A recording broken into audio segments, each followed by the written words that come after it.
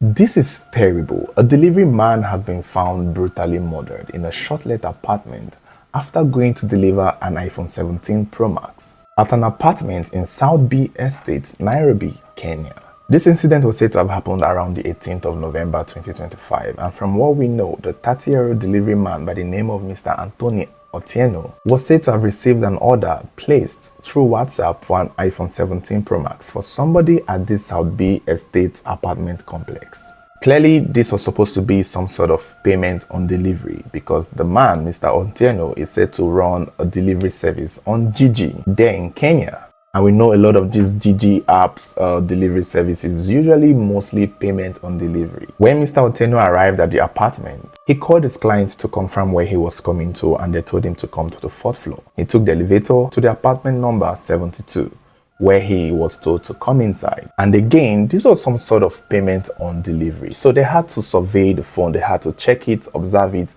before they pay him. However, in just 9 minutes of Mr. Otieno getting into this apartment, CCTV footage shows that 3 men came out of that apartment in a hurry.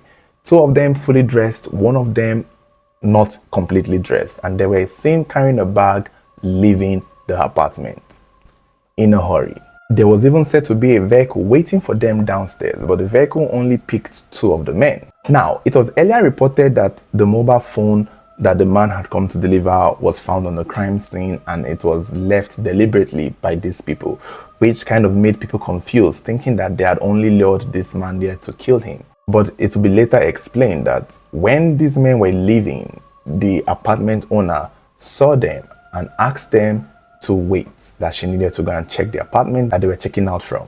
And that was when she realized that these people who had lodged in this Airbnb did not pay completely, because when they were lodging, they paid half the money and promised to pay the other half before the day goes by.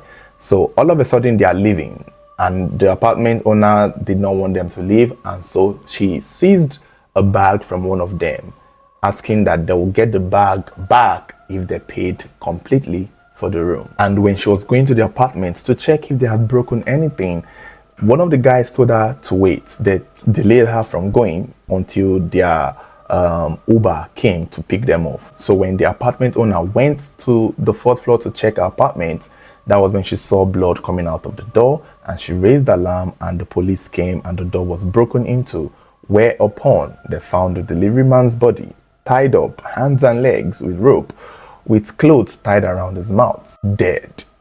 Mr. Anthony Otieno was found dead. When the police came to observe the crime scene, they saw a blunt object, a rod, which is believed to have been what was used to kill the man, and they saw a knife on the scene. A post-mortem result will reveal that Mr. Anthony Otieno was killed with a blunt force trauma to his head, which is most likely the rod found on the scene. It was clear that these people who lodged in this room had it in mind to order this mobile phone, set this delivery guy up, collect the mobile phone with no intentions of paying. And the only way they could get out of it was to tie up the man and keep him sedated, keep him, immobile. And in the process, they killed him. Which is funny and sad at the same time, because they still did not go with the mobile phone they tried to steal from him.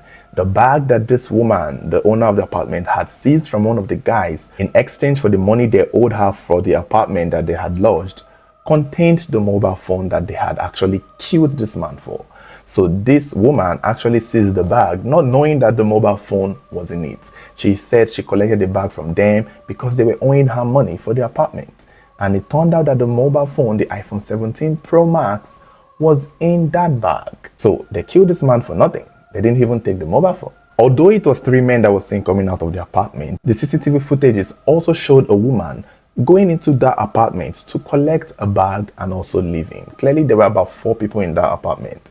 And I think when the other people had left, they called out that, oh, what's up? This is what is happening. Go and get your bag and run away because, it don't bust. And right now, the police are actually looking for this culprit. They are still investigating it. They are trying to trace the phone call that he made to know who owned the number and to trace the app to see who placed the order for the mobile phone. The police are also looking at the CCTV footages to see if they could be able to identify anybody. And it's also available to the public so that people could identify if they can recognize anyone from these CCTV footages. What is shocking is that according to the family of Mr. Anthony Otieno, he had actually escaped a similar incident a week ago when somebody tried to lure him and hurt him to collect the package that they had placed an order for.